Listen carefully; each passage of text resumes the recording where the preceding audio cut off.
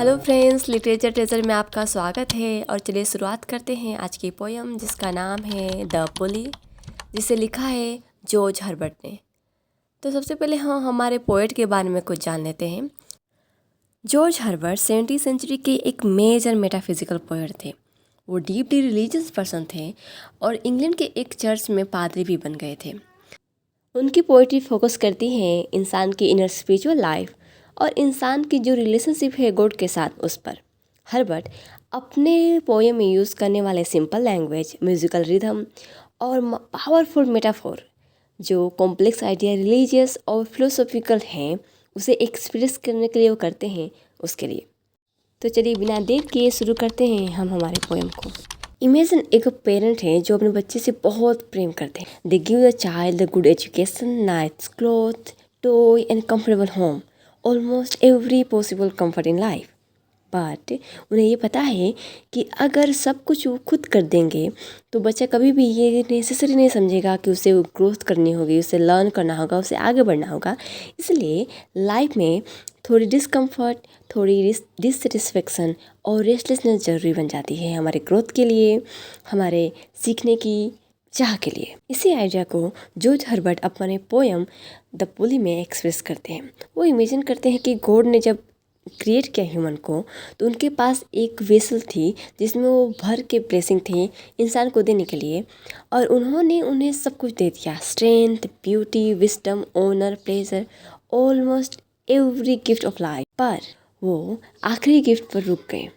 उन्होंने सोचा कि अगर मैं इसे इंसान को ये आखिरी गिफ्ट भी दे दूंगा तो शायद ये आगे नहीं बढ़ पाएगा, ये दुनिया के झंझटों में ही उलझ कर रह जाएगा। तो कौन सा आखिरी गिफ्ट था और भगवान क्यों रुक गए, क्यों उनसे पूरी गिफ्ट नहीं दी, यही इस पोएम में है। तो चलिए जानते हैं वो क्या था और पोएट हमसे क्या कहना चाहते हैं।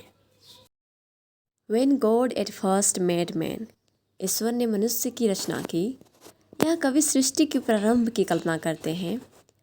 Having a glass of blessing standing by, ईश्वर के पास आशीर्वादों से भरा पात्र रखा था। इसका अर्थ है, कवि कहते हैं कि मनुष्य को देने के लिए भगवान ने सब कुछ तैयार रखा था। Let us, said he, pour on him all we can, ईश्वर ने कहा मनुष्य पर जितना कुछ हम दे सकते हैं सब दे दो, सब उड़ेल दो। यहाँ ईश्वर की उदारता को दर्शाता है। कवि बताते हैं कि भगवान कितने उदार हैं। Let the world's riches which dispersed lie contract into a span, संसार के जो सुख साधन अलग अलग बिखरे हुए हैं उन्हें एक ही जगह समेट लिया जाए। वो कहते हैं कि जो भी भौतिक, सामाजिक और मानसिक सुख है वो एक ही साथ इसी जीवन में इंसान को दे दिया जाए। In the first stanza poet imagine करते हैं कि गॉड ने जब इंसान को क्रिएट किया तो उनके पास एक वेसल थी जिसमें ब्लेसिंग्स थे। उन्होंने डिसाइड किया कि हम सारी ब्लेसिंग इंसान पर डाल देते हैं।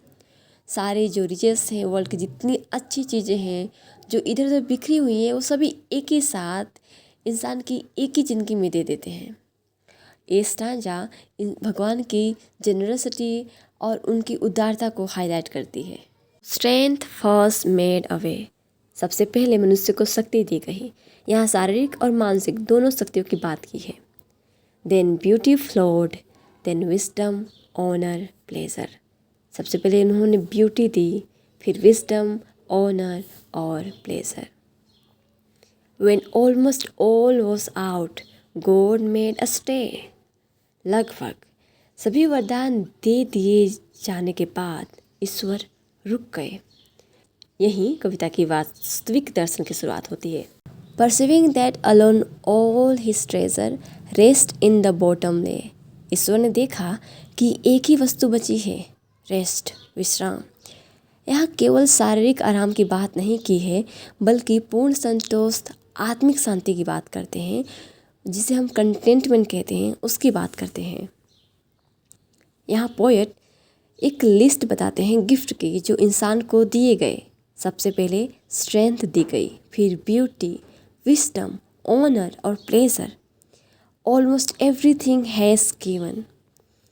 और इस पॉइंट पे गॉड सडनली रुक जाते हैं।